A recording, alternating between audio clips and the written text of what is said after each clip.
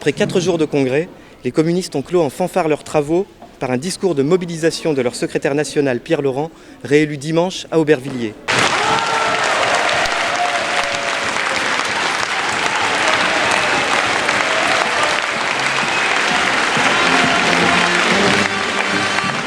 Un congrès marqué par la lutte contre la loi travail, dont les participants sont ceux qui représentent l'intérêt général et celui de la France, a déclaré Pierre Laurent, qui a invité les communistes à déployer tous leurs efforts pour que le 14 juin, les pavés de la capitale soient submergés lors de la manifestation nationale. Nous avons construit le code du travail par les luttes sociales dans ce pays.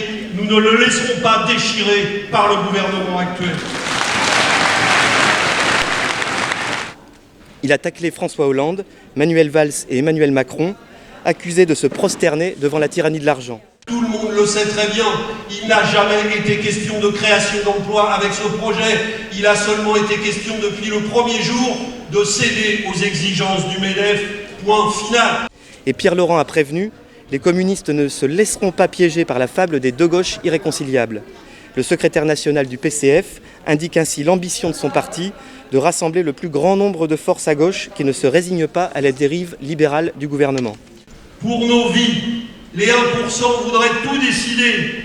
À quelle heure du jour et de la nuit nous devrions travailler, comment nous devrions vivre, consommer et où, et quand nous aurions le droit d'aller et de venir sur la planète. Pour eux, tout est permis. Et pour nous, c'est encore eux qui devraient décider. Et en politique, c'est pareil. Ils voudraient tout décider à notre place.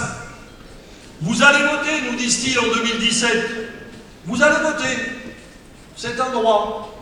Mais d'ici là, c'est nous. On s'occupe de tout. On va faire les programmes. On va faire la liste des candidats. Et avec les sondages, on va même vous dire qui va gagner l'élection. Mais à l'arrivée, vous pourrez voter.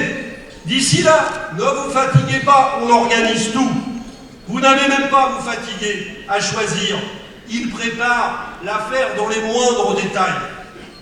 Regardez comment ils s'y prennent pour nous attraper dans leur filet, en décrivant des scénarios politiques qui n'existent même pas. Ils les écrivent comme de vraies séries télé, pour nous faire croire que c'est la réalité. Il y a par exemple la série Macron le moderne. Le dernier épisode de cette série s'appelle « Macron fait du porte-à-porte ». Ça va être chaud bouillant, Macron porte-à-porte. Parce que s'il s'embrouille à chaque fois qu'il croise un gars qui a un t-shirt...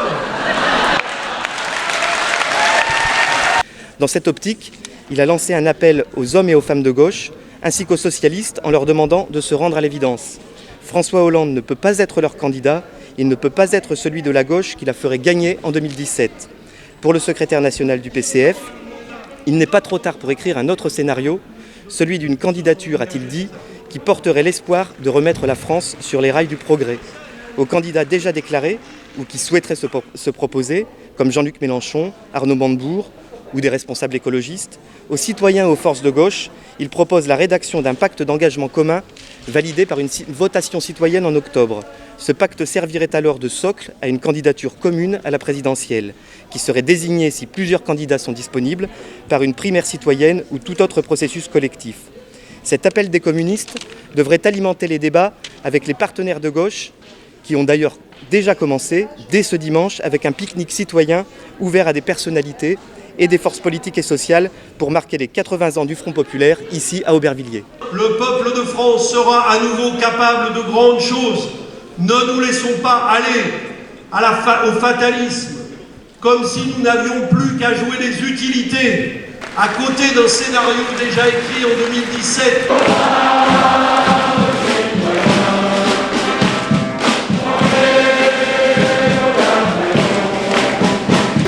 Pierre Laurent, le congrès du Parti communiste se termine, vous êtes réélu secrétaire national du Parti communiste. Quels sont les points forts de ce congrès ? D'abord l'unité des communistes. On a beaucoup parlé de ça, il y a eu beaucoup de commentaires. C'est un congrès qui se termine dans le rassemblement et dans l'unité. Et c'est une très bonne chose pour les événements qui nous attendent. Et autour d'une feuille de route qui est claire, puisque nous avons décidé de relancer le processus qui permettrait d'aller au rassemblement du maximum de forces de gauche qui veulent en finir avec la politique gouvernementale. Et pour ça, en fait, ce que nous proposons, c'est d'amplifier dans le pays un travail de construction citoyenne, d'un pacte d'engagement commun avec tous ceux qui voudront, mais en le faisant dans le pays, avec la consultation citoyenne et au-delà, et de le soumettre à une grande votation citoyenne nationale au mois d'octobre. En fait, l'idée du Congrès, c'est que maintenant, si on veut débloquer cette situation, il faut qu'un nouvel acteur entre en piste. Et cet acteur-là, ce sont les citoyens. C'est à eux de dire, nous voulons ces engagements-là et nous voulons un processus unitaire pour le porter jusqu'au pouvoir. C'est un peu un moment, un congrès où on prend un peu de recul sur le quotidien. Parce que c'est vrai que là, on est dans les luttes, on est dans les blocages, on est dans l'action. Ce qui fait du bien aussi, puisque ça fait longtemps qu'on n'avait pas eu d'action aussi importante avec autant de monde qui fédérait autant de force autour de nous. Et là, le congrès, c'est un moment où on prend beaucoup de recul sur tout ce qui se passe. On voit qu'il y a des copains de toute la France qui nous apportent des réflexions super importantes, super intéressantes, qui nous permettent à la fois de relativiser ce qu'on vit nous dans notre petit coin de France, mais aussi qui permettent de voir qu'il y a des parallèles partout, justement, que ce sur quoi on se bat, ce qui nous paraît important.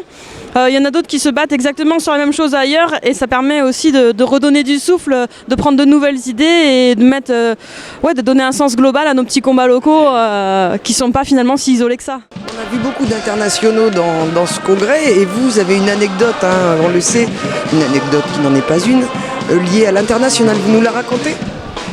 Alors tout à fait, on bloquait justement dans le cadre de l'opposition à la loi travail un pont qui sert de frontière au niveau d'Hendaye, donc entre la France et l'Espagne.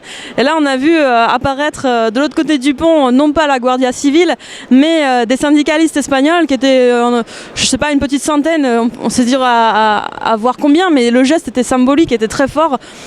C'était vraiment magnifique de les voir arriver avec les drapeaux. On a mélangé nos autocollants, voilà, c'était très fort. Ils ont fait une petite prise de parole. Bon, ils n'ont pas osé venir bloquer l'autoroute avec nous, c'est pas leur culture, mais ils étaient super contents qu'on le fasse. Et pareil, on voit justement sur une frontière, il y a énormément de camions de toute nationalité qui sont là.